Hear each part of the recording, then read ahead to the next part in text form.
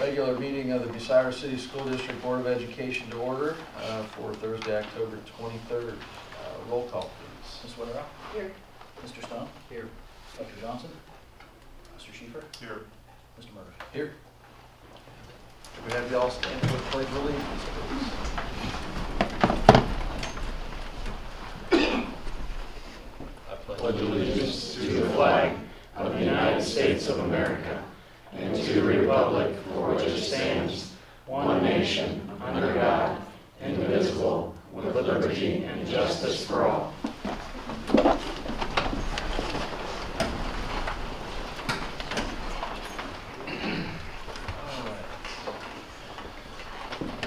Jumping right in, could I get a motion for the approval of the minutes of the September 29th, 2014 regular meeting, please? So, support. Any discussion? Roll call, please. Mr. Stone? Yes. Mr. Schiefer? Yes. Ms. Witterow? Yes. Mr. Murray? Yes. I believe we have a few commendations, Mr. Kimmel. President Meredith, members of the board, I'm happy to announce we have two accommodations tonight. First one is Dave Smith, trustee of the Bucyrus Elks 156 is here. And we also have some middle school student council members tonight.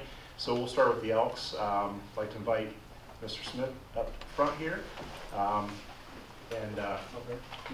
Yeah, right in the middle there, so the camera can capture you. So. Yeah. That one.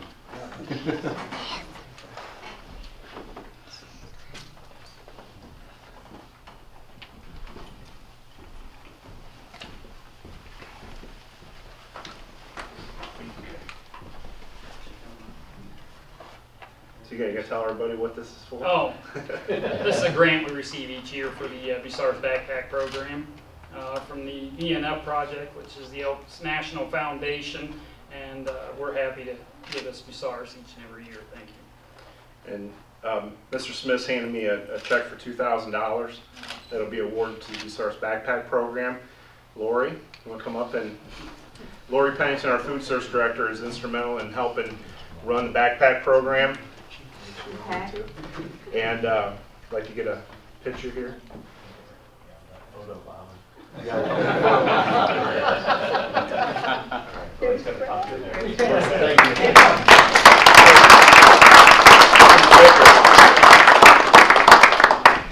On behalf of the Bucyrus State School District, we'd like to present you with this accommodation. It says Certificate of Accommodation for Elks 156 for their generous donation of $2,000 to the Bucyrus Backpack Program. Thank you.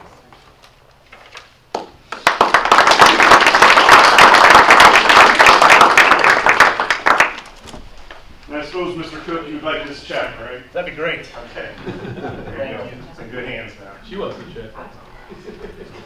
Okay, at this time, I'd like to introduce first our middle school principal, Mr. John and Sarah, to the floor. Thank you, Mr. Kimmel, members of the Board of Education. It's a great honor to be here tonight to recognize some of our students and one of our staff members.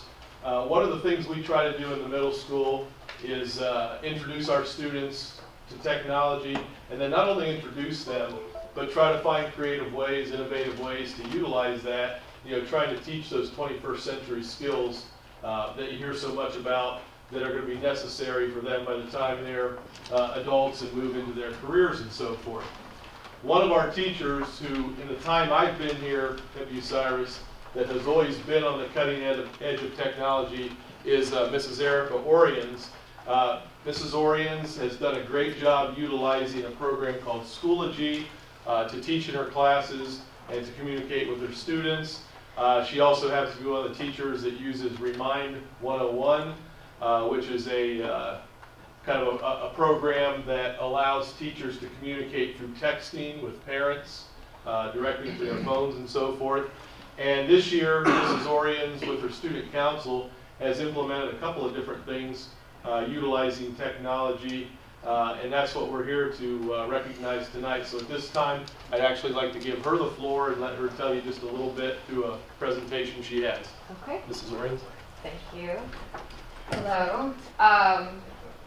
Mr. Macera, I was actually bragging about my student council members one day about, oh, look what we're doing, look at these great things. He's like, you want to honor them? I'm like, absolutely. So I've always wanted to do this, and luckily you're a wonderful enough district to allow me to do things like this, and we opened up a Facebook page this year. And I've received wonderful support to do this, and Mr. Stone has helped me tremendously in helping me get started with it too, but we decided for student council to take some new approaches, such as Facebook. We have 2 groups. I first created a group just on my own, and then we decided let's do a official district page that's open to the entire public. And then we also been using multimedia, where we decided as a student council, like, how do we get better messages out to the students that they're actually paying attention? How do we, they're missing events. They're not paying attention to when we say stuff on the announcements.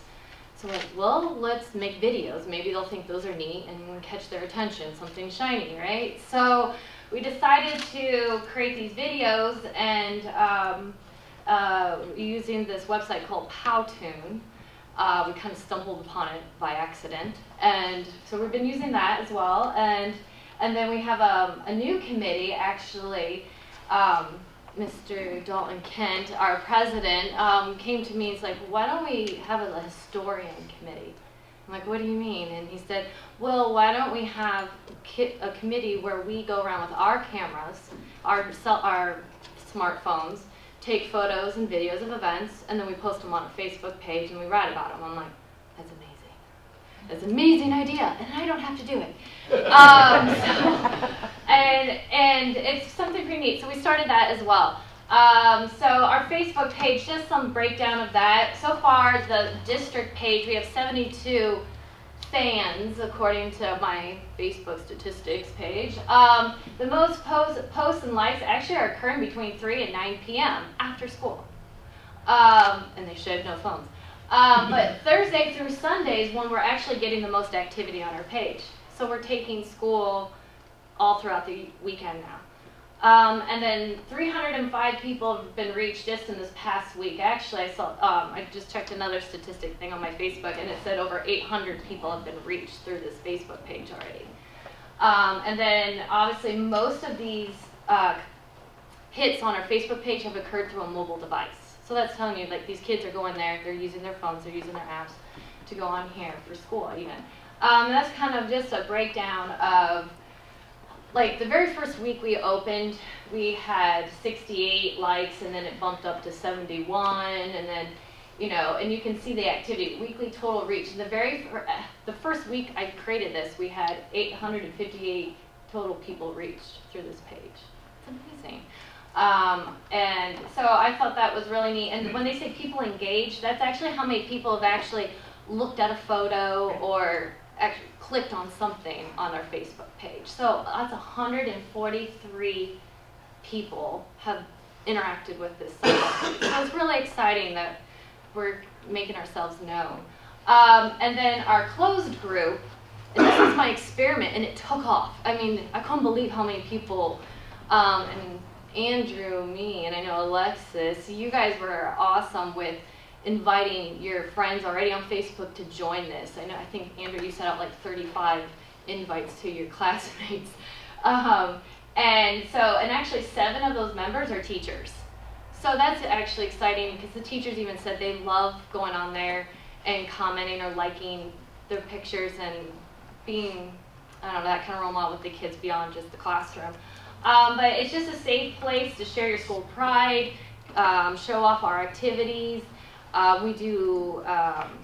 We're trying to do a zombify yourself contest where you post a selfie and you run it through this monster app and it changes your face, and whoever has, whatever grade level has the most monsters posted gets the spirit points. You know, I want to do more competitions. I want to do Elf on the Shelf, but online. So I take a picture of a mini elf and you have to try to guess whose classroom it's in. You know, just fun things to do online, a positive place to go on Facebook instead of just whining about everything and making fun of other people. It's kind of, you know, we want to teach proper internet ethics in a positive way with these kids. Just kind of silly, and you can see some of, embarrassing Andrew and Macy and some of those others that are in the photos. But that's just a quick little snapshot of some of the photos. And actually, these kids put those in collages. I did not do that. They're amazing. They find these apps and they do it all. And then the kids tag each other and it just keeps spreading. It's amazing. And they're so excited. And I hear kids saying, I'm on the cover photo, and you know, I'm on there 3 times. And actually, it's really nice. It's the so-called forgotten kids. They're not the kids that get A's. They're not the kids in sports. They're kind of just the we're here kind of kids who seem sometimes get overshadowed in a way. Well, now they actually can get their photos up here. They can have a say, and they're actually the ones that are interacting the most with the site. And then here's some silly photos. We had Nerd Day during Spirit Week, and that was actually the most popular hit that we got on Facebook was during Nerd Day. Everyone wanted to see these photos. I should move so some of you can see this glory over here. And then the collage in the center is actually when we had an illusionist come to the school. We actually had our historians do that, where I think Jackson and Dalton, and I think you had the press passes. I made actually press passes for these kids so they're allowed to have their cell phones. And they're allowed to go around and take photos of the kids. And then they post them online on their own. And they do a wonderful job with it. And I get all excited because I was waiting. I was like, have you posted them yet? And they took video. So it's been really neat. Then the Powtoon videos.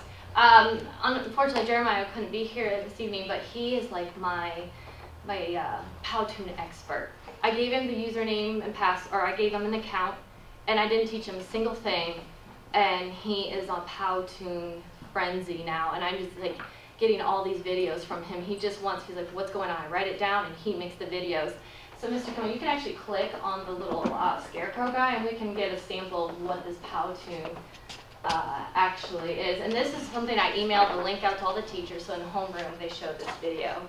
And here, I'll put up the thing. I'm not sure the volume of Uh-oh. That's all right.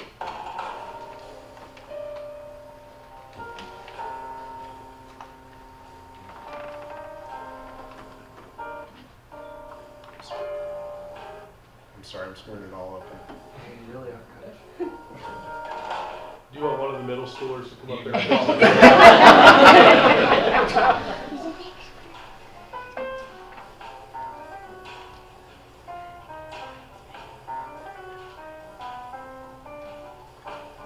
So he put in all these animations, all the transitioning, everything. I didn't have to show him a single thing how to do this. Just learned it.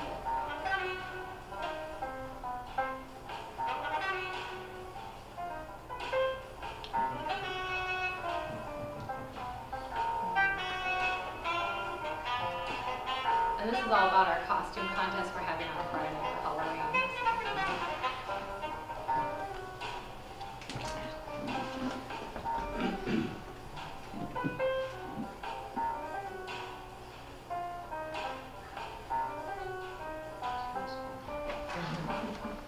That's it.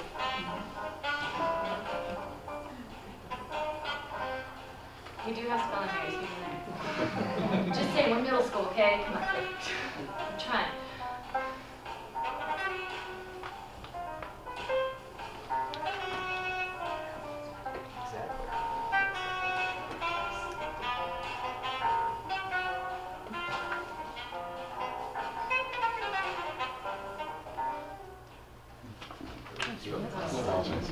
Pretty neat. It's a nice,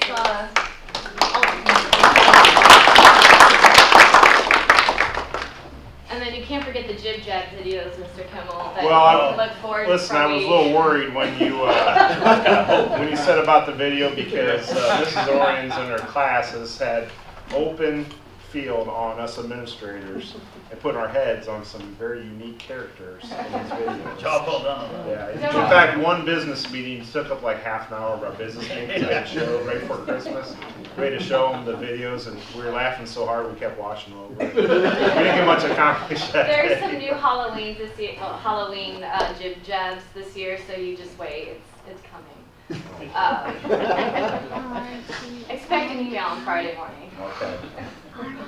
And then the last thing, Mr. Massera had already touched upon this, was the remind.com. Not only do I use it for my classroom, but I use it for student council. So that way I can send out messages, reminders when we have meetings and things like that. So that's another way we've been using technology for student council. And I do want to say beyond this presentation, beyond just the technology, this group that we're honoring tonight, I felt, this is my third year doing this with student council, and this is by far the best group I've ever worked with. And their leadership, their excitement to do things, their ideas, they're like little mini adults with this, and I've been truly impressed and really excited. We need this in our community. We need that excitement and that to spread to our other student body, to the rest of the student body. And I hope it carries on with all of you into high school. Do not lose this enthusiasm.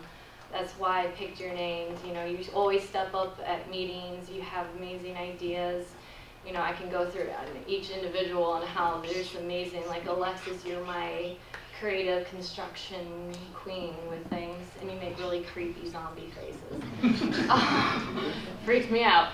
Like Macy, I know you're very passionate about this community service things, especially with the Humane Society, and that's something that's coming up. We help the Humane Society and MSM. They do that 5K in November, and I know Macy will definitely be one of my frontliners who will head up that whole community service project we do with them, and Dalton, our student council president, being a 7th grader, he's really stepped up. I actually even got his mom's permission that I could have his cell phone, because we text each other so often. It's the only way we can really stay. There's so much stuff going on. I mean, it was Friday night. He's like, "Hey, I'm at the Halloween store. Do we need this fog machine juice?" I'm like, "Oh, how sweet! It's Friday night," and he's thinking about our dance and texting me. It's neat that this is always on his mind, and and I think all of you just work so wonderfully together. I know, like Andrew and Miranda, you guys are so creative, and you want to help. You're volunteering all the time, and Andrew, my baking go-to guy for my fundraisers, and you have just such wonderful ideas. And Jackson, you've been, even though you're not an officer, and you've really stepped up, and what do you call yourself, the administrative advisor. and he helps Dalton and all the other officers, because Andrew's our vice president as well, and Jackson types up everything and shares all his files. We type up, actually they're on a netbook during our meetings, and our secretary is typing our notes, and then when they're typed, he shares it with me on OneDrive, and then I have the notes, and then I can post the notes on our Facebook page for all student body to look at. And it's really convenient. It's nice. We don't have to print out anything. There's no handwriting. So it's been a wonderful experience this year. I'm glad we can honor him tonight. I'll stop talking. Dawn, did you want to add anything, or anyone? Okay. You covered. Okay. All right. Needless to say, you can see why we're quite proud of these students and what they've accomplished, as well as Mrs. Orion. So this time we have some commendations we'd like to hand out. The certificates say for middle school student council members for their achievements utilizing technology to promote community and school pride. So at this time, I'd like to bring each of these students forward, starting with Macy Hillman.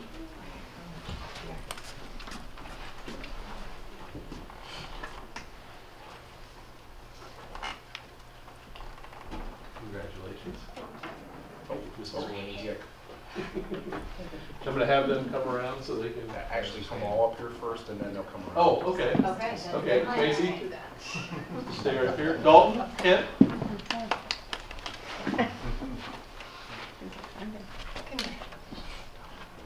Congratulations.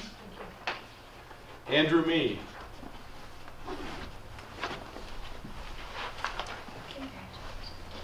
Congratulations.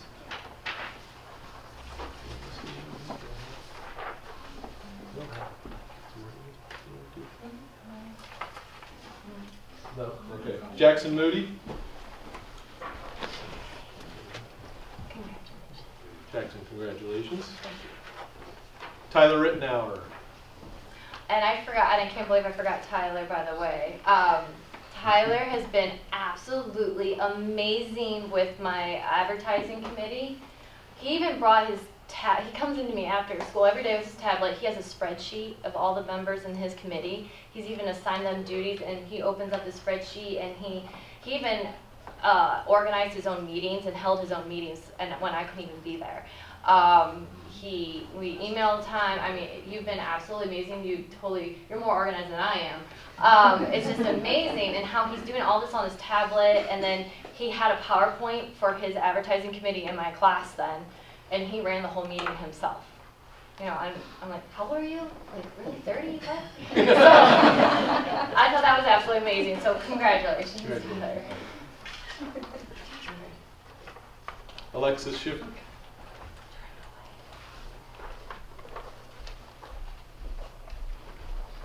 Congratulations. And one student who could not be here tonight, but Jeremiah Skelton. So these are our students from the middle school being commended tonight.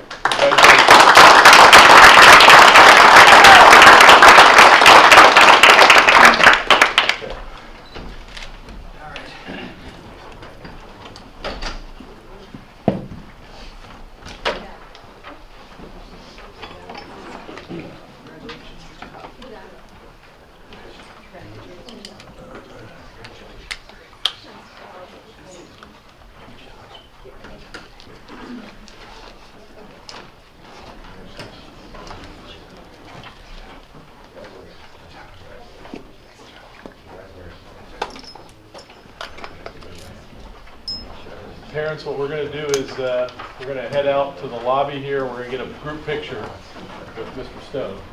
So, thank you for coming this evening. thank you very much, Mr. Kimball. We appreciate it. You guys, we can head out that way. Okay. Grab their stuff.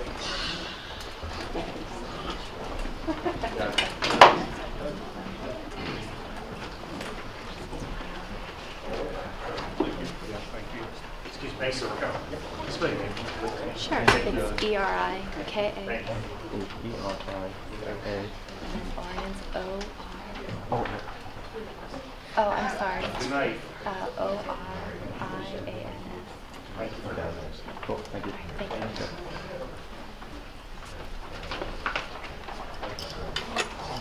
All right, see you. Thank you.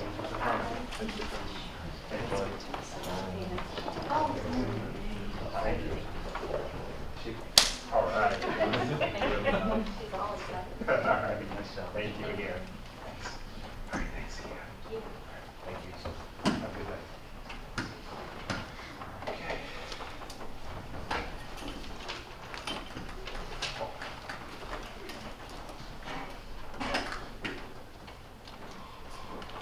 All right. Just in time. That's the best part of the meeting. Can I get a motion to approve the treasurer's financial report dated September 30th, 2014? So moved. Support. I'll turn it over to me. Good evening. I have a couple of things tonight I'd like to run through. It might be a little longer than normal, but I apologize. Last but not least, one of the business items we have to approve twice a year is our 5-year forecast for the Department of Education. I'll cover that last, but I want to go through some updates that took place this month on the business area. We had initially approved the House Bill 264 project to examine replacing some lighting in the high school. We had a leaky boiler that basically precipitated that and kind of got the ball rolling. As we moved into the financing stage of that project, it just wasn't feasible. So I literally, no pun intended, pulled the plug on that thing. Market rates just dictated the return wasn't there over a 15-year period. We could have financed for 8, but all 8 years would have been negative cash flow up front. I just didn't think that was a prudent business decision at the time. So we've nixed that at this point in time. We're going to proceed with replacing the boiler, and we may revisit it down the road, looking at some LED lighting, et cetera. That's where the largest payback comes. We jammed some of those other emergency items in to try to take advantage of the financing option, but it just didn't work. Second update, solar projects well underway. Panels are all on the roof. They're right on schedule and on plan at this point. Hoping to have everything integrated, perfectly by the end of the month and up and running. So we'll see how it goes. Completed our financial audit. The GAAP is done. I sent you a copy of the audited financial statements for the GAAP side today. I await the financial piece of that where we can kind of go through the transactional part of our business. Hopefully sometime in December I'll have it, but it just depends on when the state approves it and signs off. So no issues that I'm aware of. Everything looked pretty good. But I'll keep you posted on that as I receive the info from the state. An interesting piece of business that is up for approval tonight. There's a severance plan from ING, which is now Voya. They changed their name on public. What this plan is, and it's different, and I wanted to explain it because it doesn't include any of our union employees at this point in time, teachers or classified. And the reason for that, I wasn't comfortable jamming this on them. I wanted to take the time to explain it, test it out, show how it's working, what it does, and if they're willing to take part in this, I'll certainly let them because there are some financial savings for the districts. What I'm asking you to approve tonight is a severance plan for central office staff, administrators, and any non-union employees, such as Mr. Grau, etc. What this does right now, when someone retires, we're obligated to pay them out a severance payment. We run it through payroll. The board has to pay the matching Medicare taxes, 1.45%. It's not huge money, but with some of the changes in STRS coming, I anticipate severance ballooning over the next couple of years. Instead of running this as a payroll item, ING or Voya sends me an invoice and it goes to accounts payable. The IRS has determined the plan is legal, legit. The monies are then paid out of the accounts payable side, saving employees some payroll taxes.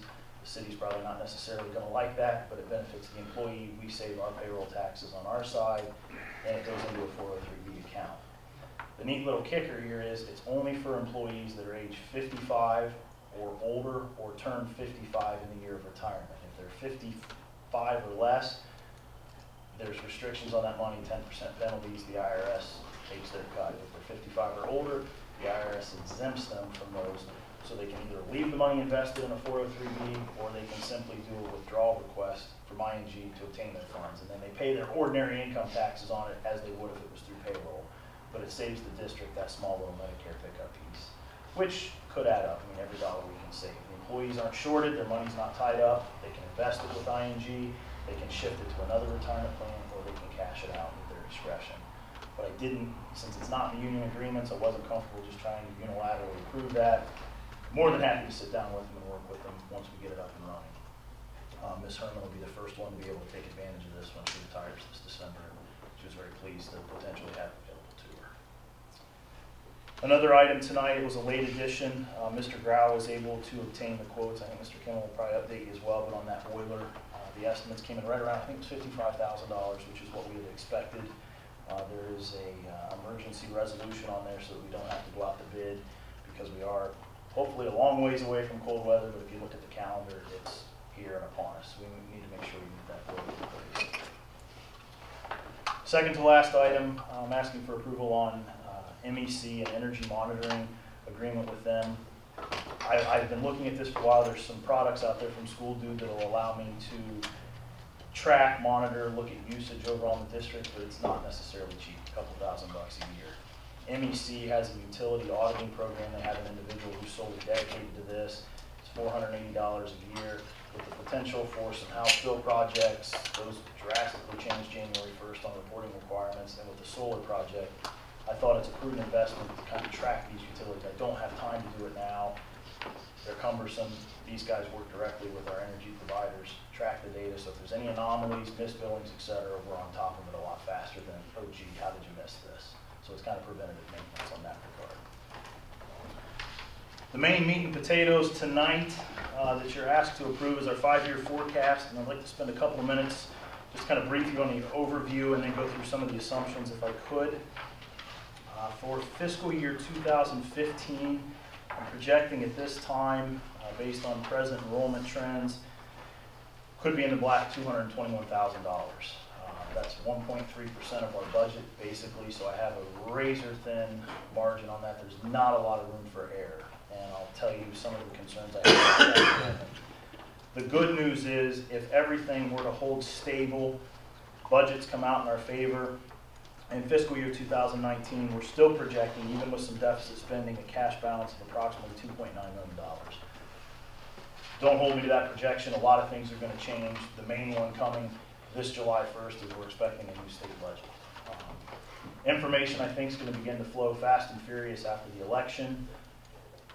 I'm anticipating a 1.5% to 2% increase.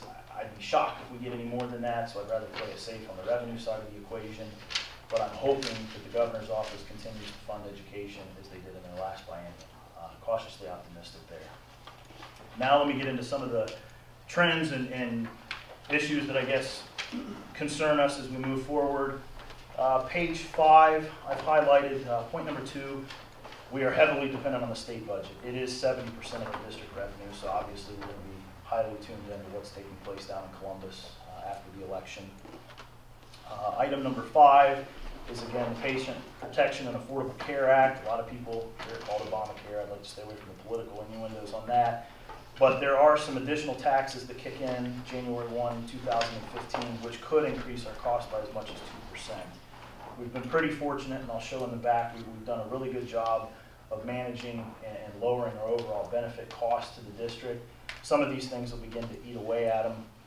Our health plan has had a choppy second half of the fiscal year. We've spent more than we brought in with it. But again, we have a healthy reserve balance, and that's what it's there for. When we have employees that have health needs, we fortunately have a solid plan in place. I continue to work with Medical Mutual on trend data. I don't have any initial rates at this point in time. They continue to go back to their actuaries, and we're banging back and forth. We have some stop-loss issues we need to fix because right now it kicks in at $100,000, but there's some caps. With the Affordable Care Act, those caps need to be removed, so I've requested a review on that to see what the quote's going to be, bumping those up. I'm hoping we can keep it in the single digits this year, but I just simply don't know. It's too early to tell. Page 8 just kind of gives you a rundown of Opportunity Grant, as it's called at the state level, or our foundation. We receive $5,800 per student at this point in time. It'd be great if that increases next year, but that's kind of what we're forecasting here right now. Page 9, kind of get in here some of the points that concern me. Currently, we know most of the variables for this year, except for student ADM. And I know we continue to discuss those, and we're concerned. It's critically important, programs like the Ed Option, that we begin to stabilize these, because again, I've estimated stable enrollment through fiscal year 19 and a 1.5% increase for that opportunity grant or a foundation. So again, it's imperative to hold these numbers tight, that we continue to take the steps like we did tonight with the survey to investigate and begin to examine what can we do to turn that situation around. And again, we'll look at some of those numbers here in a minute. But those are critical that we get those flatlined. I spoke earlier on page 12 about some of the work we've done with our benefit structure. As you look at other districts around the state, it's not unusual to see a 75 to 80% ratio with salaries and benefits. Looking at ours, our wages are 48% and our benefits are at 19%. So we've done a really good job of maintaining that. We're about 67% total, so that's a job well done on the board's half and administration. We've done a lot of work there to keep that positive, but again, any kind of cost savings we can look at through attrition, et cetera, is only going to help us kick that can further down the road. Page 13, I discuss again what I've forecast this year with the decreases we were fortunate to take last year. Looks like about a 1.25% decrease for this fiscal year on our insurance when it's all said and done. Fiscal year 16, because of the timing of our plan between July 1st and January 1, about an 8.75% increase. And right now I'm running with the 10%. We've been pretty fortunate with where we're at. There's just so many unknowns on that. I'm comfortable with 10. I hope it's better. But just please know it could be worse depending on our trend data. And every 10% increase is approximately $225,000 a year. So it can have a pretty sizable impact on that carryover balance rapidly. Page 14, probably the thing that I know drives Mr. Kimmel nuts and myself, and I know I've seen other districts banging this drum continually, purchase services. And we traditionally think about things like ESC, OT, PT, those things. Yes, those are purchase services costs, but we also code our community schools and our open enrollment out as a purchase service. And that's why when you look at this line, it tends to jump out like, oh my gosh, what are these guys doing? Open enrollment deduction and community school are the most significant portion of this, approximately 19% of our budget. This year, we're probably going to be somewhere in that $2.2 to $2.4 million open enrollment community schools out. By the end of this, I'm projecting if it holds steady, and unfortunately, we're like a lot of other districts where this trend has continued, we could be looking at just shy of $3 million a year leaving the district in open enrollment community schools. I believe last year, I did not do the math on it this year, but it was approximately an 11 to 12 mil levy that's leaving our district annually, just to kind of put it into perspective to what it would take to replace that revenue that we're losing. And to chime in there, part of the per student loss, you mentioned earlier $5,800 what we receive per kid. We're losing almost $7,300 per kid to community schools. Not only is it a local revenue problem, but they're also, or a state revenue problem, they're taking local dollars with them as well. It gets very convoluted quick because there's these different weights that they apply to them for special education, et cetera. It's big business out there, but it's having a big impact on our bottom line. You can see why there's such a concern between the two of us for this moving forward. And especially how they pulled money, because we're somewhat capped on the income. We don't receive all the state aid that we could receive because they put a cap on how much we could grow. But what they do quickly turn around and deduct that money from what you receive. So you're receiving less because the state's capped you, then they come back and pull the $7,300 per kid out of your withdrawals. In the past, we've been somewhat insulated from these issues, if you will, because we had an October count. We were kind of locked into our enrollment based on what it was that first week of October. That's all gone out the window this year, and now we're running like a community school model. Every day there needs to be a rear end in the seat for us to get funding, and every day that there's not, or they leave, we're penalized for that after so many days. So it's a daily funding versus that yearly component that we kind of, oh geez, we made it through count week, we're kind of locked in. If we gain students, though, the flip side of that's true, it can help us because then we'll receive that additional revenue as well. Unfortunately, we're down 44 students from this same period last year in September to this year. So you can see that this fluctuation obviously is the biggest concern that we have, and it's borne out here by the numbers. The numbers you speak of, though, are adjusted for the open enrollment in. That's correct, so yes, it's the net. Yeah, the net. One item that concerns me, and Mr. Kimmel and I have been talking about a capital budget with Mr. Grau and Mr. Ross, and we need to sit down and kind of finalize that. We've been gathering information, but as you can see, equipment line 3.05, we've done a good job in the past of being able to rely on our permanent improvement funds. That fund, because of issues like tonight, I mean a $60,000 boiler replacement, we've begun to deplete that down to where we're only receiving approximately $44,000 to $45,000 a year in. Right now, it's very thin on the capital outlay going forward for capital improvements. I mean, I've basically got some technology budgeted there, so about $18,000 a year for technology. I don't have anything for, major repair items that are out there. We've got the phone system. As we've gotten further down this technology road, there's a couple critical pieces: the voice over IP, our network, and wireless. I'd love to be able to tell you what those cost. I don't know now. I'm expecting significant outlays there. We have some meetings coming up at the end of the month. It could be $100,000, $150,000 plus. We're going to look to utilize E-rate. I apologize, I'm getting long-winded, but I want to make sure I explain this. In addition to the open enrollment community school that hurts us on our traditional dollars, if you will, E-rate is now moving to a per student amount of $150 times your percentage. So we're going to get roughly $120 a kid based on your enrollment. It's over a 5-year budget period, so you can spend your allotment all in year one or spread it out over a 5-year period. If you spend it all in year one, you're locked in on what your enrollment figure is. If we lose 100 kids and don't spend it all in year one, now we're penalized on the E-rate side as well. So it's becoming very difficult to forecast these things out. Do we spend the money all up front? Do we spend it over 5 years? Based on our continuing declining enrollment, I think we'll probably agree we're going to spend the money up front, lock it in, just because of the downside risk with these potential CapExes here that we really don't have built into the budget moving forward. So those are just some things that I want to keep you aware of. Severance is another one. I know we've got that retirement piece. I'd like to get the teachers and the classified staff on board with that. With the changes to STRS coming, they put a retirement incentive in place for the boards. The downside to that is we're going to have pretty substantial severance increases over the next 2 years. I believe the staff, justifiably so, for financial reasons, decided to retire. So those things are in there. It's conservative. I simply don't know on that front how many staff are going to leave. It could be 20,000. It could very well approach $100,000, $150,000 over the next 2 years, conservatively. Now, over time, we're going to see those net personnel costs lower. We will. We'll But that hopefully. initial, that initial severance payment sometimes is as much as what that person was making. It's not uncommon to this see year. a $35,000 to $40,000 severance payment. We're fortunate. I've talked to a lot of my colleagues. They don't have cash balances to work with. But I also want to be prudent and cautionary and let you know, while the forecast looks solid, there are just a lot of potential what-ifs and headwinds out there. We just at least need to be aware of it. If we can get in front of them, great. We'll deal with them as they come at us. But there's just a lot of fluctuations out there and a lot of moving pieces to be aware of. So I appreciate your time tonight. That concludes my report. All right, any questions? I've got plenty. How much did you say for open enrollment students goes out?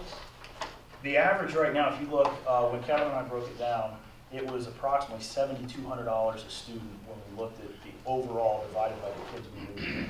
It's we're $1 million in the hole, dollar-wise. If you're looking at total dollar. I thought you wanted the first two. Well, I thought it was like 7,300 for community school, but was less for open enrollment because the local dollars don't go with them? Well, what's happening is that the reason why the community school shows a higher per student amount is because of the weighted scales for the special ed students. We don't seem to have as many special ed students enrolling out of the district. Okay. It's not transparent. There is a lot of second guessing in my position around the state. There's some large districts in Columbus that are actually threatening litigation to break this open, if you will, because when you look at the numbers, it appears that local share are following these kids along with state dollars. Nobody's coming out pointing fingers and saying it, but when you look at the mathematics of it, it's pretty apparent that there's more than just local or state share following these kids. There's local share dollars going with them as well. So I think you're going to begin to see this pick up some steam. I know Jeff McKeon at Worthington City is all over this issue. So I think you're going to see some of our industry groups try to tackle this. And these are the same charters that are spending these outrageous amounts for rent to Yes. connected corporations.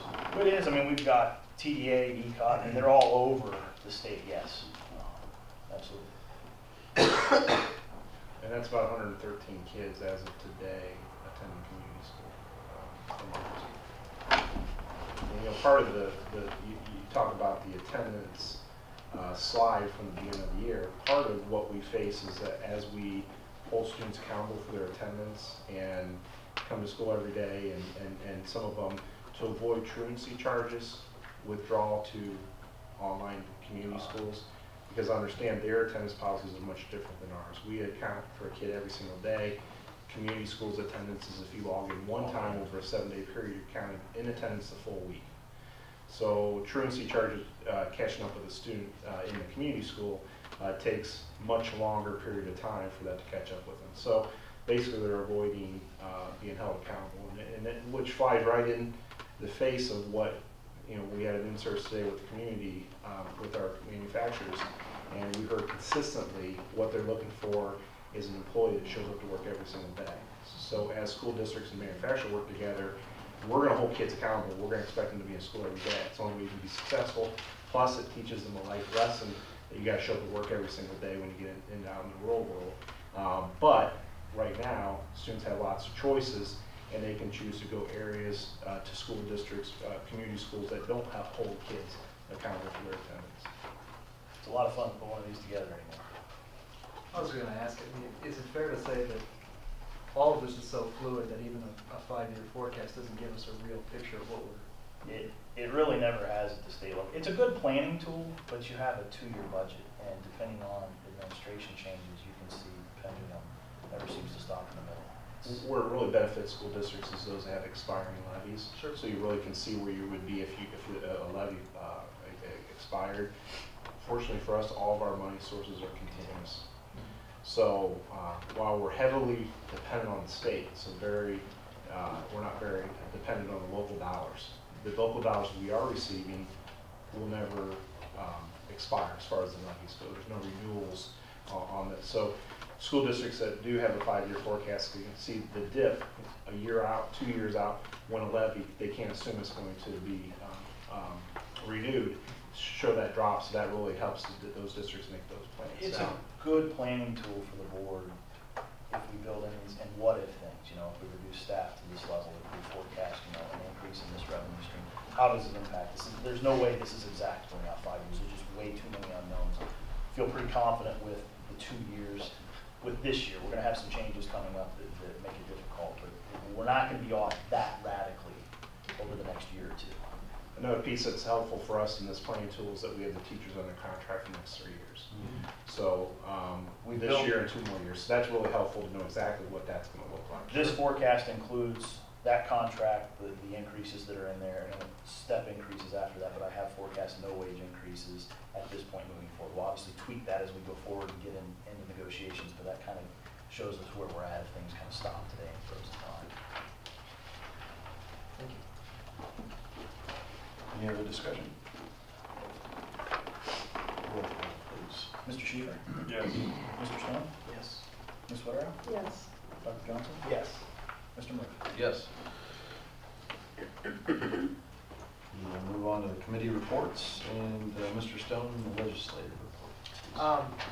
The legislature's a little bit busy right now.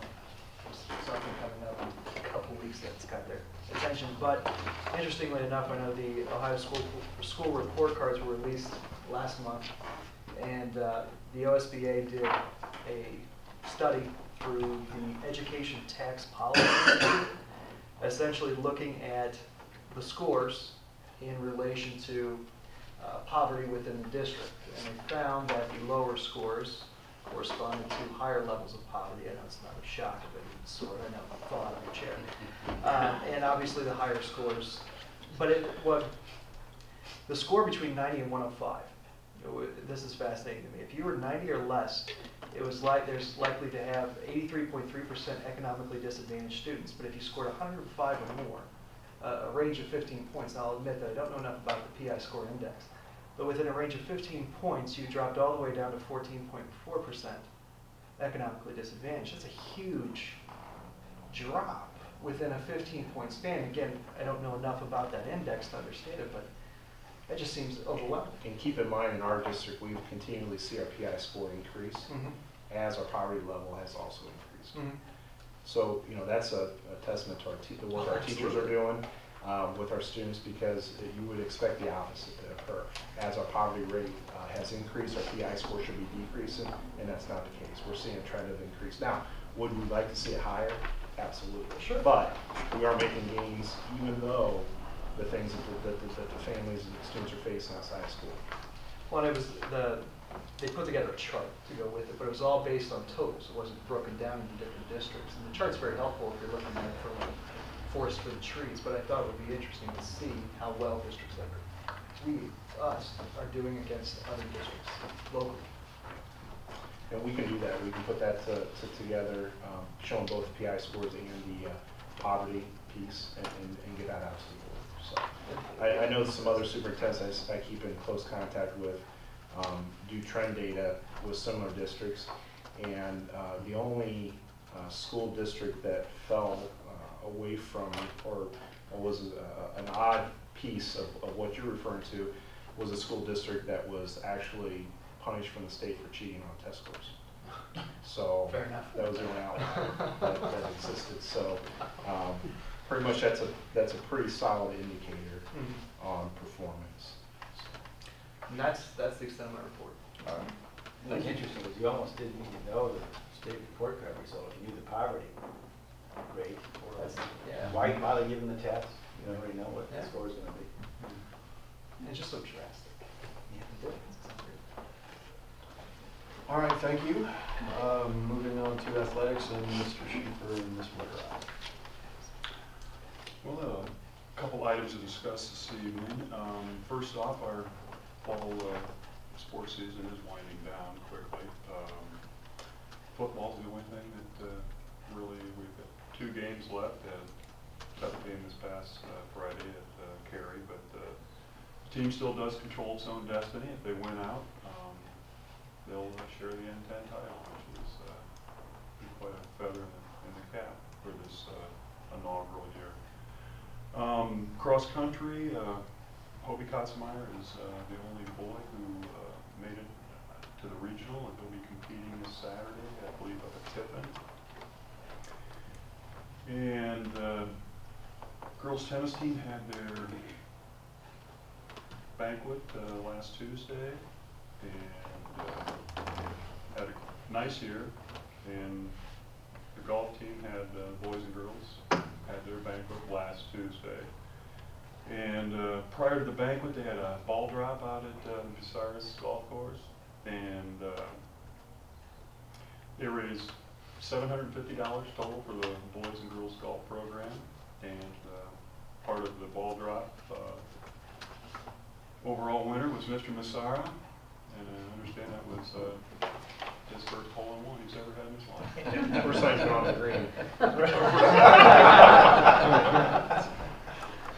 So it was a good time, and one of the things that the Elks Lodge also donated 12 dozen Pro V1 golf ball, logo golf balls to the golf team, and also the $350 in gift cards for them to use for merchandise as well. And lastly, the Athletic Boosters Club is going to be sponsoring a craft ball show, or a fall craft show, on November 15th. There is at the high school gymnasium from 9 a.m. to 3 p.m. And there are spots available for crafters, and so they can show off their crafts and invite community members to get started on the Christmas. You go out and purchase a few items and support the upcoming fundraiser. That concludes my report. I have nothing to add to that. Mr. Schiefer was very thorough. All right. I'd like to touch on the spirit while it relates to every sport and the school in general. The being on the sidelines for the football games, the attendance by the kids in the student section, I forget what they call themselves, but the tribe, and it's fun to see them at the games. A good number of kids turn out. It's all good, clean fun. They're just having a blast, and they travel well. So I don't know how many of them were carry. What would you say, 30? Yeah. 30 kids, and the players notice it, the coaches notice it, and obviously the fans notice it as well. So kudos to I think that's Allie Noyes, and I'm not sure who else is involved with that, but that's well done. So anyway, my 2 cents. The other Mr. Stone, Pioneer. Oh, yeah. Mom asked me to give her a report tonight. She's sorry that she couldn't be here. She finally figured out how to attach a document to an email. So, We're all very proud. What's that? We're all very proud. Oh, absolutely right. So I'll just go ahead and read this very quickly. First, thank you for passing the resolution to support the Pioneer Career and Technology Replacement Levy, which is on the ballot in November. Everyone at Pioneer appreciates your support. With Pioneer Career and Technology Center being on the ballot in November, I wanted to share with you some information regarding our students in Pioneer. This year we have 58 students enrolled at Pioneer. This does not include students enrolled in satellite classes at Bucyrus High School. God bless you. Thank you. Out of 36 programs offered at Pioneer, our 58 students are taking advantage of 23 of those programs. 7 of those 850 students are Redmond football players. 1 student is a Lady Redmond tennis player. Pioneer's first graduating class was 1969. Since that time, Bucyrus has had 813 students complete their education with the assistance of Pioneer Career and Technology Center. Pioneer and Bucyrus have a long and solid relationship. Pioneer is always looking to business and industry to discover what is needed in the workforce and does their absolute best to accommodate and educate students for those positions. As you can see, Bucyrus' partnership with Pioneer has been important in the lives of many of our students. I am hopeful that with our help, the community will also realize the importance of the educational experience many of our children get from Pioneer, and that will in turn assist them in continuing to educate our students for many years to come. From Sandy. All right. Thank you for that. Yes, sir. Dr. Johnson. A very short report tonight since I have no report. All right. Moving on to wellness. I actually figured this out with the minutes and stuff. So a couple things in regards to the wellness meeting that was held on October 10th. The mobile dentist was around the last couple of days, and DARE is underway with our 6th grade students, which is a good thing. Backpack program is still very strong, passing out 168 each week with the help of Katie Spaniel's students bagging the bags for the program, and the elementary students are delivering the bags to the first floor of the building. Considering a wellness day at the secondary buildings with a little different format, and health screenings are set currently for January 16th and will be available for all staff that are on the district's health plan. Next meeting is November 7th at 9 a.m. That is my report. Could I add a little bit of information? Please. And Chris, correct me if I'm wrong. I had a conversation with Mr. Stone today that he will be following up, but the mobile dentist, we ended up having, I believe it was 71 students they were seeing, and then they have a formula that they figure out based upon their need, you know, how many school hours they would have had to leave to be attended to, and I believe it was over 890. About 894 hours. Wow. Is what their services translated into saving our children being absent, and of course, you know, saving their teeth. So we very much appreciate them coming, and we appreciate our families taking advantage of that. Absolutely. Thank you for that. Yes, sir. All right, moving on to Ms. Hickman. Thank you. I just want to start off and say that Bucyrus played a great game last Friday against Cary. I had a few students asking me if there's any way that we can put together like a study group after school to help tutor students. I know that there's one for the middle school, but I'm not sure if there's one for the high school. Mr. Burke said something about the morning study table, but I was thinking something after school maybe for the athletes that can't attend in the morning. There seems to be a lot of interest again in the school-sponsored soccer team. I would like to request the Board of Education to look into this possibility. I think students would think that it would be a great addition to the school athletic program. Homecoming was a fun and exciting event, as always. Everyone had a fantastic time. Juniors and seniors are looking forward to prom this year. We're also excited for the theme of prom, like every year. And that's all I have. All right. To piggyback on Paige's report, the athletic study tables, students that are at risk of failing classes, required sessions the students go to, they're in academic jeopardy. Had a proud parent moment of my 6th grade son, came home and told me that he was joining study table. I said, joining study table? Yeah, I want to go and work on my homework at school in the mornings with those kids that are working on, you know, through study tables.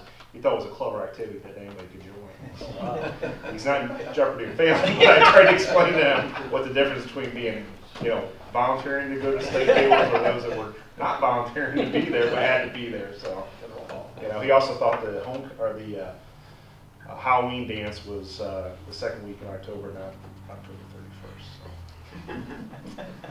He's learning, typical 6th grader. You're probably just like him, Joe. I'm sure I was. There's no volunteer.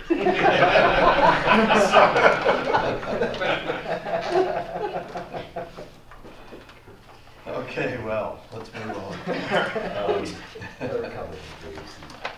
Moving on to the superintendent's report. Thank you, President Meredith, members of the board. We had a very exciting day at the secondary building today, or actually out at the industrial park. Today was the pilot kickoff of our WAGE in service, and WAGE stands for Workforce Awareness for Graduates and Educators. We had over 60 teachers and administrators tour 4 different companies today.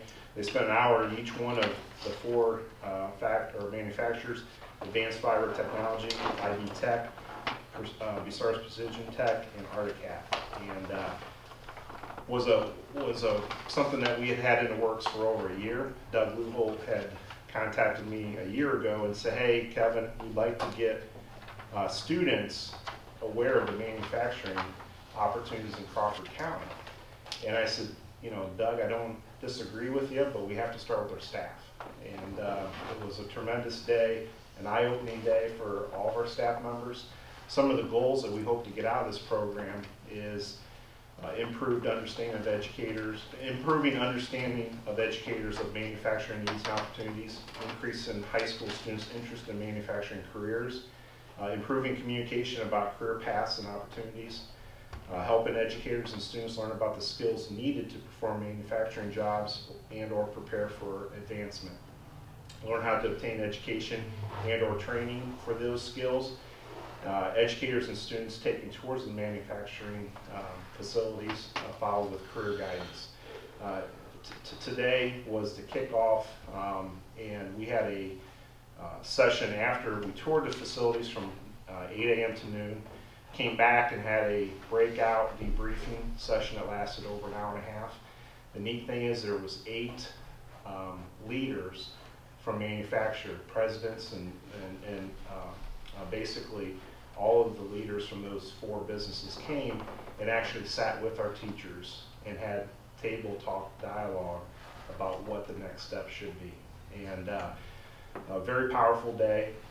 One that I think is no question, it's going to be, there's going to be some action plans that have come off of the discussions, but one thing that I know is not going to be able to be measured is that teachable moment when a kid in class makes a statement about no job opportunities in Crawford County.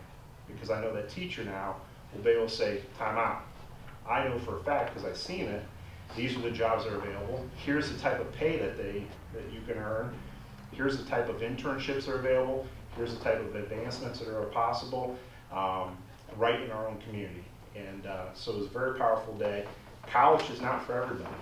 You know, it's hence the change of terminology to no longer preparing kids only for college, but it's college and career readiness. And so, like I said, a very powerful day, one that I know is going to pick up steam. It happened, Doug Luholt came and talked to our staff on Wednesday, Dr. Burke, and did a kind of a pre-in-service to set the stage on Wednesday after school. And Doug shared with me that he was contacted by the governor's office, and the governor is actually going to be speaking at his company on Saturday at 2 p.m. And it's a public event. You just have to register, go on the website to register for a seat. No cost. It's not a fundraising piece, just kind of a get out to vote campaign. But one of his staffers, when setting this up, asked if there was any work that businesses or manufacturers doing with the schools. And Doug Luholt goes, the timing's perfect. Here's what we have going on. So actually the state governor was interested in hearing more about this type of program. So it's picking up steam. Doug also spoke at Kiwanis today, and Representative Jordan was there, and they had great discussion and dialogue about the WAGE program, and was very complimentary, and said kudos to you guys for taking that step and starting to work together. So like I said, very, very impactful day, and one that hopefully we can continue to grow those relationships. I saw Doug at the chamber dinner about an hour ago. He was very excited about the day. He's gotten lots of positive feedback from his people, and they want to sit down and figure out how they can do this even better going forward. So he was very excited about it. We're starting to see emails come in from teachers already said, "Wow, what a day!" You know, so that was very, very good. The other thing is what I kind of told the staff today. My takeaway, kind of the unintended positive consequence from today, was that how many parents that we've seen out in the field. So many times we ask parents to come onto our turf. We were on their turf today, showing an interest in what they do, and what they deal with on a daily basis. And I think that that's just going to grow that positive relationship between parents and the community and the school district. So, awesome day. On another side, we saw a lot of former students. You could see them waiting for us coming down. They were just like, oh, you know, you're so proud of them. They're proud to be there. Oh man, their faces lit up when the teachers walked in. That was very cool. So I just thought I'd share that too. And for our staff to hear that, one of the companies said we could hire 140 people today if we had the applicants. And you know, what always in the past we've sometimes been conditioned to say if you want a job, a good paying job, you have to leave Crawford County, and that's not the case at all. There's a huge gap in the workforce piece, and I think the interesting thing is all the things they said make a successful employee in the workplace makes a successful student. Showing up to school every single day is the #1 cause or foundation for success. Just showing up every single day on time, being ready to learn, being able to be responsible and respectful and drug-free. Those characteristics, if we can instill them early and often throughout the whole school career, will lead to students being successful in whatever field that they decide to go to. So, very good day. #2, we had after we got done with the inserts, we rushed over here and had a long, lengthy feedback from our OSBA folks, Ohio School Boards Association, who conducted our community survey and our targeted open enrollment out survey. We received that data today. Initial feeling, we had a group of about 15 people from the school district that was here that heard Kathy and Crystal from OSBA share that results. We're in an action planning stage right now. We just received the information today, but the initial feeling, the initial results come back very positive about the school district. Very positive about the community's dealings with our teachers and administration. We had 200 responses from the community survey, and we received 33 open enrollment out surveys back. So with that information, we're going to be able to take action steps towards some areas that we want to shore up. But pleasantly, I don't want to say surprised, but it reassured that we're doing good things in our school district. And those that are sending their kids here had nothing but glowing remarks about the type of education that they're receiving from Bucyrus and how they're being treated. So that was a positive. And look for more information to come out about that. So we're summarizing the data. We'll send that information out. There'll be follow-up action plans based on that information. Next piece, happy to announce that we've received now $14,000 in grant monies to help with increased communications, digital radios, and safety improvements. So we're going to be able to upgrade from the analog system to a digital system that allow us to have direct communication with local law enforcement. That piece is a reimbursement through the Ohio Facilities Commission. So we'll be making those improvements over here in the next few weeks and getting reimbursed for those monies. So we'll be able to make those improvements without any or if little general fund expenditures. So, in the last piece, we're happy to announce another improvement with communications in the district. We've added a district mobile app opportunity, and I'm going to turn it over to Chris at this time to speak a little bit about the rollout of the mobile app and what we hope to gain by having this opportunity for our parents and our community. Absolutely, thank you. So the mobile app went live at 12:01 this morning, and so far it's been pretty well received. We've seen a significant increase in folks who are subscribing to the service. Nice part about it is it was totally free. Okay, this app did not cost the district a single dime. But what it's going to provide us, you can't put a price tag on it. Okay, not only can we send out alerts from the district, okay, general news alerts, general information updates. Once the weather starts getting bad, we're going to use the app in addition to the phone system that we have. Okay, so it's not replacing the phone system, understand that. It's just an addition to the calls that Kevin makes out. But where this thing really has some power and has some teeth is we can get down to the level of activities, sports, clubs, individual courses and classrooms. So the teacher, right now, you know, you heard Mrs. Oriens talk about Remind Me, right? Great platform. In fact, we use it for my daughter's swim team, okay? Wonderful platform. But this, we've already got all the teachers loaded into it. Because has everybody downloaded the app? If you haven't, it's okay. I need remedial training. Okay, we'll take care of that tonight. But it's, we loaded the staff, all the staff members into the app as, you know, prior to the rollout. And so now what I can do is I can go in and let's say Mrs. Oriens says, yes, I want it for my student council, I want it for my classes, I want it for this other activity and this. All I've got to do is push a button, hit send. She can open her own account and do her own thing, and it's one way. Okay, people, and it doesn't matter if you have a smartphone or not. That's the beautiful part about it. Okay, smartphones, it comes as a push notification. I'm sure you've seen them flowing through here today. You can also get a text message or an email notification.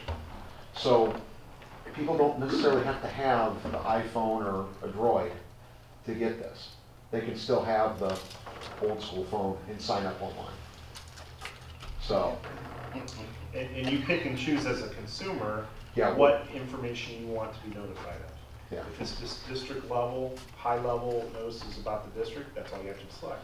You say, hey, give me all district, secondary, and elementary, you'll get that information. You want to drill down all the way down to, well, I want to know what's going on with the football team or Mrs. Oriens' class, you can choose those things as we built this app. So it's we're finding more and more out about our customer and how they consume the information, and so we've got to be flexible enough to offer different opportunities for different consumers. It really, at the end of the day, what you find is, you know, think about your own habits. I don't know how, you know, professionally, when you get emails at work, right, let's talk about, you know, you get emails at work, you respond to those, but your personal emails, do you do a lot of that at work? Probably not. I don't start responding to personal emails till 8, 9 o'clock at night. Okay, so if I'm getting a personal email about something from the school, okay, I'm not getting to, if it comes at 9 o'clock in the morning, I'm not getting to it until 12 hours later. It's an example of we're giving people the information, but they're able to consume it on their own time. And that's the most important thing that we're trying to achieve here, is just giving people the option to consume what they want. So, any questions? I'll take them. There's a lot of information on there, or the ability to have a lot of information on Yes. there. I'm just kind of weaving my way through it slowly. So, but it's pretty cool. Well, it does, Brad, and we're trying to be very calculated in how we expand the usage of this, because I don't just want to go to the staff and go, here you go, right? Matt and I talked today about, you know, how do we get the staff to look at this and consider it? Well, you know, send an email out to the whole staff and let them raise their hand if they want to try it out and be part of the little test group, but then target specific people like Mrs. Oriens, like, you know, we talked about 4 or 5 other teachers today, for us to go out and try to recruit, if you will, to be the first, what do you want to call them? The pioneers of this in terms of the classroom stuff. So it's not going to all happen overnight, but I think in time it's going to be pretty amazing for the district. And you can set them up by like athletic teams or athletic clubs, and the head of that club can. Yeah. So like for instance, Coach Eckert would, you know, or he could say, you know, Brad, can you take care of this for me? Well, I can set you up as the administrator just for the football team, and you can send alerts to your athletes, to the parents, to, you know, if community members want to get updates, you know, you can. People will pick what they want to get from you, from the district. So one of the things that we heard from some of our staff members is a little bit of uneasiness about joining Facebook, and because of, you know, sometimes that relationships that maybe could be, you know, misconstrued on Facebook. So this is a perfect opportunity that they can receive that notification of that information without joining and belonging to the district's webpage through Facebook. And with very little extra work on Chris's behalf, once pushed, once the information goes out, it's not like he's got to things are connected so that it kind of goes to all sources, as opposed to having to recreate this for every avenue that we take with our media. So. But if there's any questions that you guys have about the app or anything really in general that we're doing, please let me know. You know, Doug, I know you said I could sure use a remedial course on the app. I'm more than happy to do it. Once we get into it, it's pretty simple to go through. So, what's that? Good. We'll get through it. We'll get through it, buddy. So, thank you. And that ends my report. If there's any questions, I'll be happy to entertain those. Thanks, Chris. Any questions for Mr. Kimmel? All right, well, then let's move on to the personnel certified staff. President Murphy, members of the board, it's my recommendation to approve item A under the personnel certified staff section of the agenda. Do I have a motion, please? So moved. Second? Any discussion? Roll call, please. Mr. Schieffer? Yes. Ms. Fodell? Yes. Mr. Stone? Yes. Dr. Johnson? Yes. Yes. President Meredith, members of the board, it's my recommendation that you approve items A through D under the personnel classified staff section of the agenda. Do I have a motion, please? So moved. Second? Any discussion? Roll call, please. Mr. Stone? Yes. Ms. Fodell? Yes. Dr. Johnson? Yes. Mr. Schieffer? Yes. Mr. Murphy? Yes. President Meredith, members of the board, it's my recommendation that you approve items A through M under the business section of the agenda. Do I have a motion, please? So moved. Any discussion? Roll call, please. Ms. Fodell? Yes. Schieffer? Yes.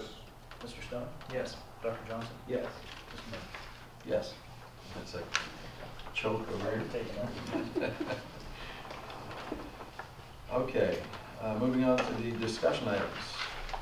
Yes, the first item in front of you tonight is a MOU between the Bucyrus Public School District and the Bucyrus Police Department. And what this would allow us to do is to move forward on an agreement that would put a school resource officer into our district at no cost to the district. Part of, through some grant funds that the police department has received, they have enough funding to provide at least one full-time school resource officer into our district. And we were talking as an administrative team this afternoon about that opportunity. One of the things that came clear in our survey is, number one, our parents and community do feel that we provide a very safe learning environment for our students, but they also listed as a top priority. That in other words, we need to continue keeping safety of our students and staff as a top priority. What this allows us to do is to enhance that safety. Not necessarily, we don't have fights every day at the schools. I mean, that's we have a very safe learning environment now. I think what this allows us to do is continue to develop that relationship that enhances the communication between students to students, students to administration, administration to the local police. The neat thing is, like Tom Walker, he'll be our school resource officer if approved by the board, this agreement. Officer Walker brings a unique skill set to the table because he has such good relationships with our students and their students' families of things that he deals with outside of the school. And we know that as administration, one of the frustrating pieces that we deal with a lot of that off-campus activity comes into the school building and sometimes can cause a distraction.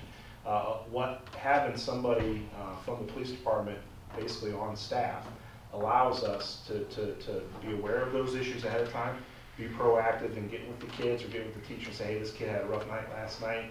What are some things we can do to support that person? As opposed to being caught off guard, and sometimes reactions happen and we're dealing with the fallout from that. So what this, I think, will allow us to do is to bridge that communication, even though we have a good relationship now with the satellite office. This puts somebody in our building full-time, and if all goes well, we're hoping to have 2 people full-time, one at the elementary, one at the secondary moving forward. But this agreement put in place will allow us that opportunity to do that. So I would encourage you to take a look at that. If you have any questions tonight, I'd be happy to answer them for you. We're not looking for your approval on this tonight. Take a month and make sure you're comfortable with the content of that. If you have any questions, I'd be happy to answer this for you. Kevin, isn't this just a come into fruition when Officer Walker was here?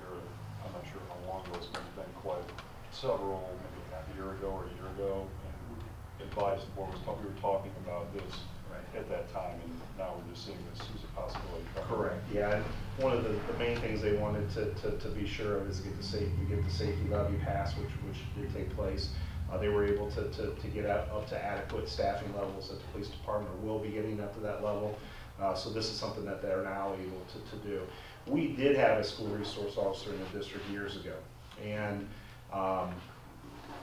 with over time, there's tweaks that can happen with agreements like this, allow more updated language with regards to coverage for the police department, coverage for school district. You know, in the past, we call an officer to the building. If there was something that had to be dealt with, the administrator had to be the one that initiated everything, and basically the police officer was bystander. Now, by a disagreement, it gives the same authority to the police officer as what our administrators have. As far as if they need to open a locker or search through a bag of a student, it puts that same level of coverage, so to speak, for that police officer that our administrative team has. So. I think it's fantastic. That level of security. And like I said, it's not to be confused with anything negative that's going on in our buildings. I believe our buildings are as safe now as they ever have been. This just enhances that communication piece and allows that extra layer of security and support that our students and staff deserve. And it bridges the inside to the outside world that they deal with every day. Yes.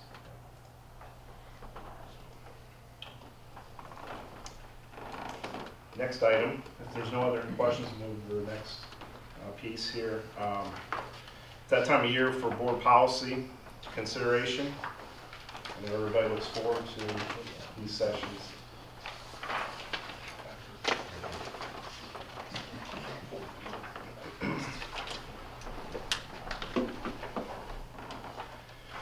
Okay, I will touch just on the board policy pieces. There are administrative guidelines that go along with these. Of course, you know the administrative guidelines do not require board approval, just policies. So the first one up for your consideration tonight, and once again, these are no items to be asked to be acted on tonight. These are for your consideration discussion, and we'll look to approve these next month.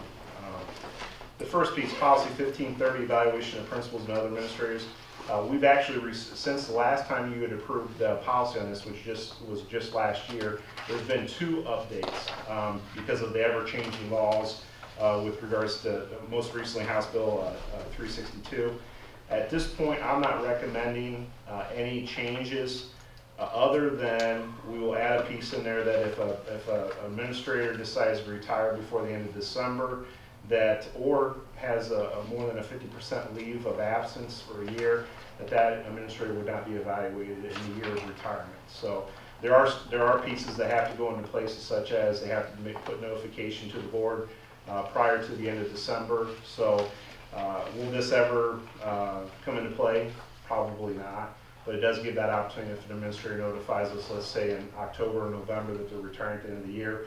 We would not go through the exercise of going through the official evaluation that year that he's retired, he or she.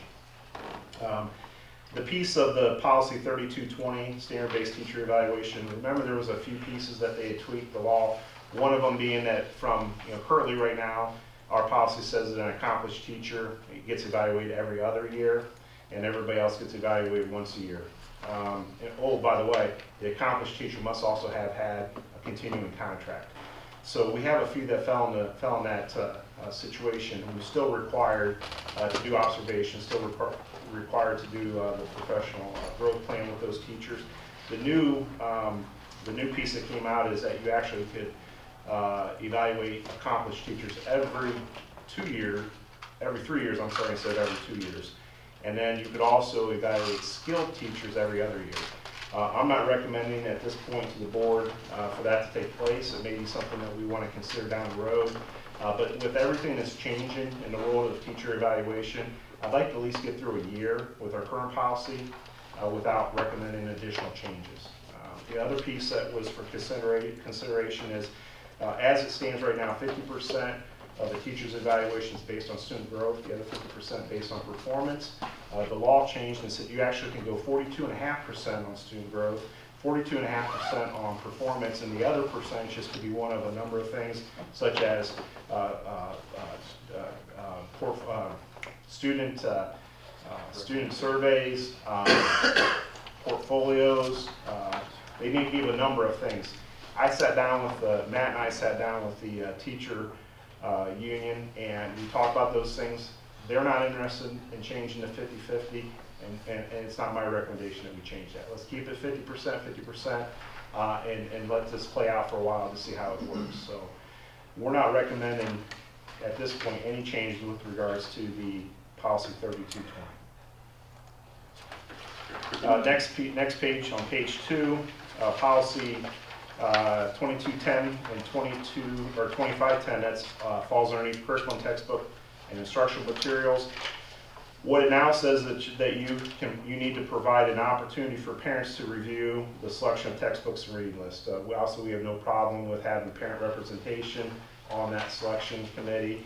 This gives us the opportunity to allow parents to take part in that. Question? Yes. I thought Common Core mandated all the textbooks and all the stuff we use at the local level. No, there's still no. There's standards. It does not dictate what the textbooks are. Oh, I see.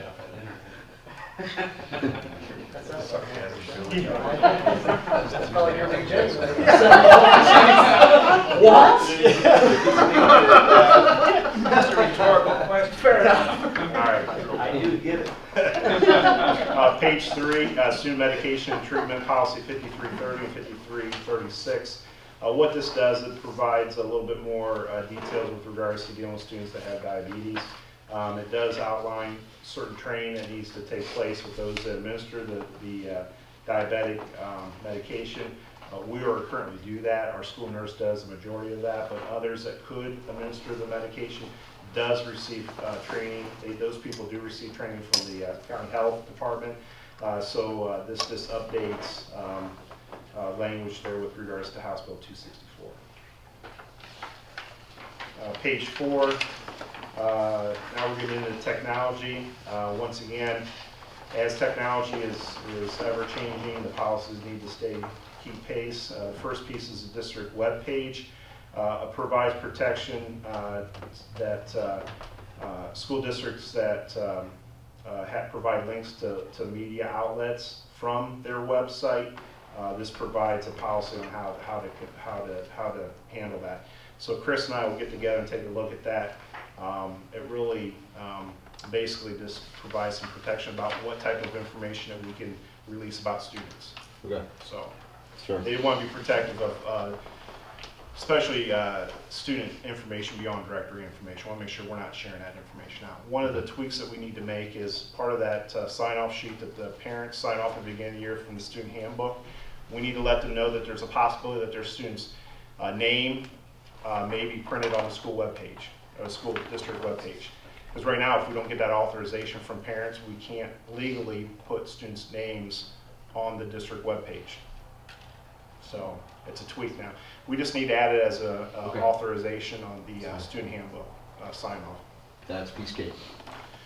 Policy 7540.03 and 7540.04, acceptable use policies. What that does is provides coverage for both students and staff that bring their own device into school and hook up, whether they're allowed to access social media, which they're not supposed to do, and what they can and cannot do on our school network. Page 5, these are USDA nutritional guidelines. Thanks to Matt and Lori and the Wellness Committee for reviewing this information. Since you guys have reviewed that at the Wellness Committee meeting, there's actually been more changes that have come through. So we've added those changes with the changes that you guys have recommended. Really nails down how food sales will be handled both at school, after school, student activity sales. For example, we can't sell Krispy Kreme donuts anymore as a fundraiser. Sorry, Mr. Murdiff, I know you took advantage of that. If you'll notice, I think the sophomore class this year actually is selling fresh fruit. They're boxes of fruit this year. So. Hold up, it's fruit.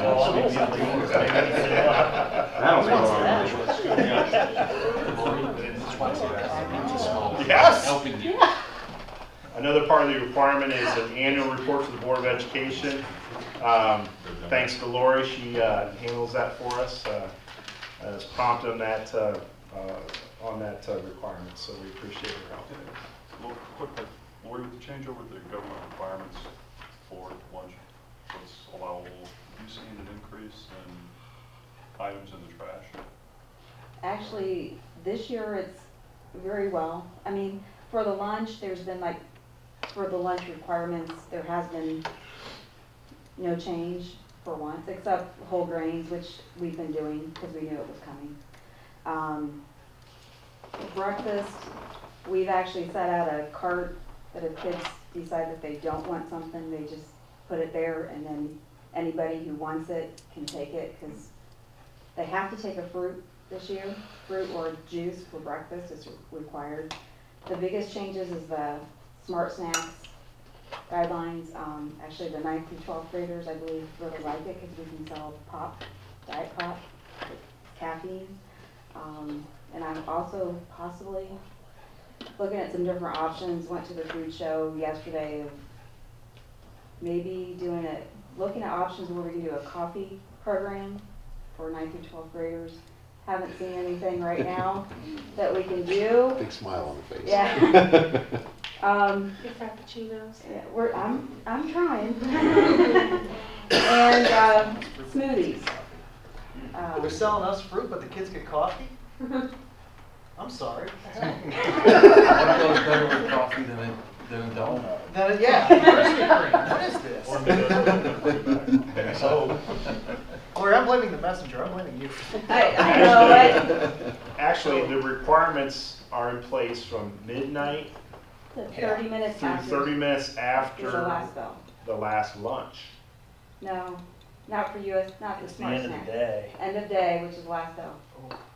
I'm gonna go back and double check that policy, because I think I put in 30 minutes after the last lunch period. No, it has to The be 30 railroad minutes bell. At after. the end of the day. At the end of the day. Showdown. Let's try, I like your. That's when I can sell pretzel buns too. So let me get this straight. Yeah. We have local control over textbooks and curriculum, But not the food that we but sell. not over Krispy Kremes. No, because we have, Correct. yeah. Nobody's out there. Nobody's here for testing. Your logic is just.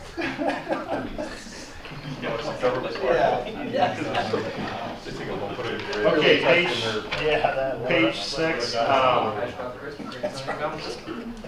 policy 2430, district-sponsored clubs and activities. We now must include community school and STEM school students to take part in extracurricular activities. Policy 2430.02 actually is a new policy for us instead of a revised, because we haven't had it before. And what this says is that basically we gotta allow these students to take part, and we cannot make them being enrolled in a class a condition to be part of an extracurricular activity. What school districts were used to do before is that if you want to play on a sports team, you must enroll in at least one class, or you need to enroll in school. But now they're making House Bill 487 prohibits school districts from doing that. In other words, they don't have to take a single class with us, and they can show up and be part of any of our extracurricular activity clubs or sports, and we do not stop them. They can go home, log in once a week. Yes. And be on our football team? Yes. That's fair. Monitoring eligibility. Well, we have to get a report from the parent or the community school stating what their eligibility is, or where they stand with their grades, and they have to abide by our same policy with regards to grade point average to be eligible at 2 The parent This defies common sense. It doesn't. That's That's right. I don't, this is not my writing, so I don't. No, I'm not. Don't shoot the messenger. Do you see this having an impact? Just I one mean, meeting. Much of it. Oh, I am blaming you. That's true. No, not to stereotype, but these are kids that have a hard time showing up to doing schoolwork. In order to be on a club activity, sport, or whatever, they have to show up. So. Page 7, policy 5223, release time for religious instruction. House Bill 171 permits, but does not require school districts to be excuse students for attending off-campus courses in religious instruction. Now, if you read the second paragraph, and these excuse students from attendance, the district may also choose to grant up to 2 elective high school credits for the coursework completed during their religious instruction. That is not part of our recommendation. We are allowing the release time per law, though at this point my recommendation to the board is not to grant credit for those students that are leaving school to take religious instruction. Now, if the board has a different opinion about that, I'd be more than happy to entertain discussion on that. That hasn't been litigated, hasn't been an issue. Yeah, I don't want to take first one. Do we have any? No, we don't currently have any. No, we don't currently have any. We have not had anybody to say, hey, I want to leave school to do this religious course. But if we were to have that happen, at this point, our policy would not allow us to issue credit for that religious course. Policy 6144, investments. Mr. Cook looked this over, and I don't believe that any of the changes there will really have an impact on us. No, commercial paper and corporate bonds, which I'm presently not doing. It's nice to have the option, but not proven at this point. Policy 8325, receipt of legal documents. This is a new policy. What this requires to do is if a school employee were to receive litigation paperwork, they need to inform the superintendent immediately. There was choices of that they could either contact the board attorney initially or contact some other party. My recommendation is if litigation starts, they let me know about it, and we'll determine whether we need to get the board attorney involved. Page 8, student records. What this basically says is that we cannot release student information related to testing or assessments. There was a huge lawsuit or potential lawsuit that school districts were going to be required to turn over personally identified information of the students, and test scores are related to those students to parties outside of local control or ODE. What this does, it really tightens up what information can be, what directory information can be shared, and basically we're not allowed to, we're going to hold confidentiality to the students' assessment data.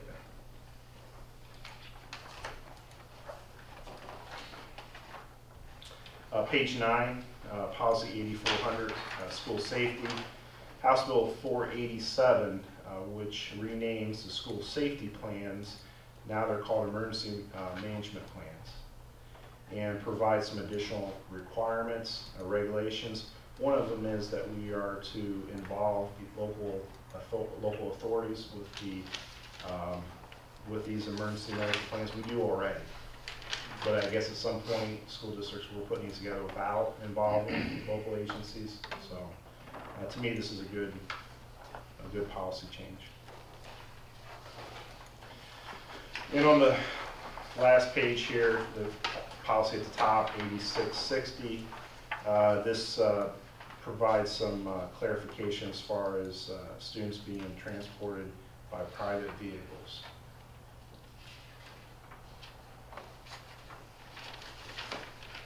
And that ends the policy recommendations. Like I said, there are administrative guidelines that support the policy changes that we'll be updating and getting those corrected on our website. And once you act on the policy next month. So if there's any additional, this is the stack of the policy is about an inch and a half thick. And that is uploaded to your SharePoint for you to be able to review. So if you want to read any details to the changes, that's the bold on that recommendation is the new language. Obviously, the strikeout is language that we're asking to remove. So if you have any questions when you're reviewing those, I'd be more than happy to answer those for you. Kevin, can we go back to discussion item A real quick? I just had a quick concern. Yes. There's a big day. You said, this bothered me, you said that essentially law enforcement will stand in the shoes of an administrator, correct? Well, it'll allow the police officer to have some of the same rights when it comes to search and seizure type of things. Whereas before, an administrator had to open up the backpack, right, and they had to stand as a bystander. This would allow, if we're in a situation for that police officer to open up the backpack. I guess my question is, for instance, that backpack gets opened and they find a bag of marijuana inside, hypothetically. The officer begins to ask questions. An officer has the ability to charge someone, correct? The officer has the ability to charge them with a crime. The administrator does not have that ability. Okay, am I on the stand? No, I apologize. I wasn't ready on that. That's actually what I'm getting. You want to ask the council? Yeah, go Bill. There's still two separate pieces here. There's the school disciplinary action that only the administrators that the board's approved is allowed to suspend that student. And the school resource officer is not one of them. Okay? Go ahead. You're asking the student resource officer, who's an officer who's taken an oath to charge people with crimes when they committed them, or they have reasonable suspicion to believe that they've committed them. If he's standing there and he's looking inside that backpack and he sees that bag of marijuana, he is going to naturally charge him. And then you've got the administrator standing over there who's going to turn around and suspend the kid. Now, if that officer begins to ask questions, he has to give Miranda, he has to, the student has the right to remain silent. Right, Does he have the right to remain silent in front of the administrator then? Which is not a right that he has under the student code of conduct. The only due process he has is what we give them within the handbook itself. Now you're opening the kids up to Fourth Amendment, Fifth Amendment, Sixth Amendment rights. They have the right to counsel? And when that happens, those meetings are held separately. Usually what happens at this point, and this may change things, is they are standing behind us, we do everything, we find things, we take it to the office, we conduct our meeting. At the same time, we're already contacting the parent for them to come in. Once the parent's there and we've finished with our suspension or whatever it would be, the rights are then read and the parent is present when, the proper, but you're bringing up a good point, and I'll have to clarify with the police department on that. I guess I just want to see, is this something that a student resource officer can, in fact, stand in the shoes, basically a student forfeits, because once that officer is standing there and you have reasonable suspicion, you can be in custody. And with juveniles, the analysis is much more lax than it is with adults. Does the officer have his gun on? Is he in his uniform? Would a reasonable child, under those circumstances, feel they could leave? Right. Let me ask you this. What I could do is I could put this item back on discussion for next month, have Officer Walker and Chief Kepke, if they're both available, come to the meeting. We'll air those things out in public, get those answers for you guys, and then based on their responses, if you feel comfortable with it, I'd ask for a recommendation then to move forward on the policy. If there's still some questions that we need to get with our legal counsel and get some clarification on, we can do that. So there's really no rush to this. We want to make sure that we're vetting all those questions ahead of time. I would prefer to do that in an open discussion dialogue time. So why don't I invite them to our meeting and we can get those flushed out. That's fine. So without an administrator, he'd be acting as an officer, exigent circumstance, probable cause on view, and could act that way. Yeah, he could take, and I guess the question is for the student as an individual, when the officer is there by himself, you have rights. You have the right to counsel, you have the right to remain silent. But as an administrator, I don't get to have an attorney come in. And I don't ever, and from where I'm at, the officer will never be acting in the shoes of an administrator. We hope. Right. That's the thing. I don't want to be that test case that goes to the courts. I'd rather it already be something litigated or something that we have vetted out in the beginning. Well, and 'Cause I maybe filed motions maybe I to posed that the wrong way, and I'll have to get clarification from Officer Walker and Chief Kepke. One of the things that they were concerned about is that there's certain directory information that they may not have access to now because of them being a separate entity. But by this agreement, they basically become an employee of the district, that they're allowed to have directory information of the students. So I understand from that standpoint also, but let's get some clarification on the piece of the disciplinary situations and making sure that we're covered that way. And are they covered then under the Student Records Access law? I mean, And I have not. You say that they're essentially board, I guess, board employees or Right. district employees, but they're not. Yeah, and I'll have to involve our insurance company as well. I know that's a big issue for them. Yeah. Not, they will bless it, but. And one of the things we have not had our board attorney take a look at the agreement. So to be careful with this, we'll have them take a look at it. Thank you. Yep. Sorry. And I apologize for the cross-examination. No, you don't. Yep. No, you don't. Thank you, Your Honor. And that ends the discussion. All right. Any communications? Announcements? We'd like everybody to be aware and check your calendar.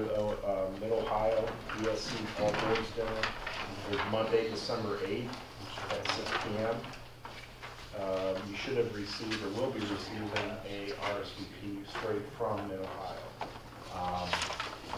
So I believe that the folks over in Ohio have sent you something in the mail or communicated with you on their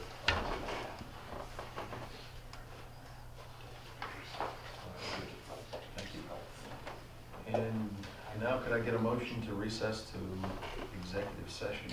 with no business occurring after. Thank you.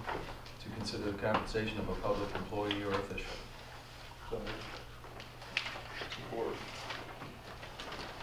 We are in executive. Oh, roll call, sorry. Dr. Johnson? Yes. Mr. Sheeter? Yes. Ms. Whitera? Yeah. Mr. Stone? Yes. Yes. Sorry. Now we're in